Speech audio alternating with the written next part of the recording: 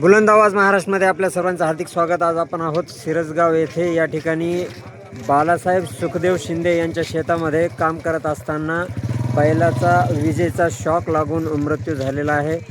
या ठिकाणी त्यांच्या जीवितालाही हानी होण्याची शक्यता नाकारता येत नव्हती, परंतु दैव बलवत्तर त्यांचे प्राण वाचलेले आहेत. परंतु त्यांचा जो बैल आहे तो या ठिकाणी दगावलेला आपल्याला बघायला मिळतो.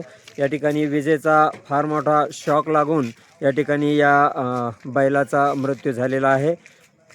जी काही तांत्रिक बिघाड असेल किंवा पावसामुळं या ठिकाणी आपण बघू शकतो की या पोलमध्ये करंट उतरलेला आहे आणि मशागतीचं काम करत असताना या ठिकाणी हा अपघात घडलेला आहे. अपघातग्रस्त जे शेतकरी आहेत बालासाहेब सुखदेव शिंदे, थेट त्यांच्याकडे जाऊयात, विचारूयात काय झालं होतं, किती वाजता घडला हा प्रकार? 4:45 वाजता.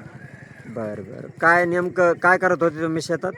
शेतामध्ये आम्ही दोघं बापले फुली पाडू लागलो. बरं. आणि तुम्हाला विजेचा शॉक बसला का? हो, लागला शेत दोघायला लागला, फेकून दिला आम्हाला बाहेर. अच्छा, तुमच्या पायात बूट होते? हो, बूट होती. बुटानं या ठिकाणी या शेतकऱ्याचे प्राण वाचवले असं म्हणायला काही हरकत नाही. काय मागणी आहे आता, काय शासनाला काय सांगाल? एमएससीबी नुकसान भरपाई द्यावा.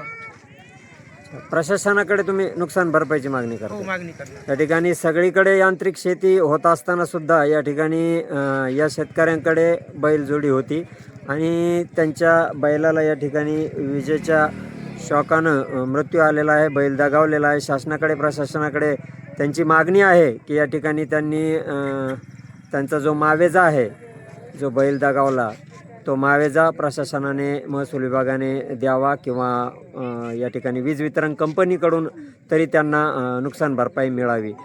दैव बलवत्तर या ठिकाणी त्यांचे प्राण वाचलेले आहेत. बुलंद आवाज महाराष्ट्रासाठी मी मारुती घोरबाण.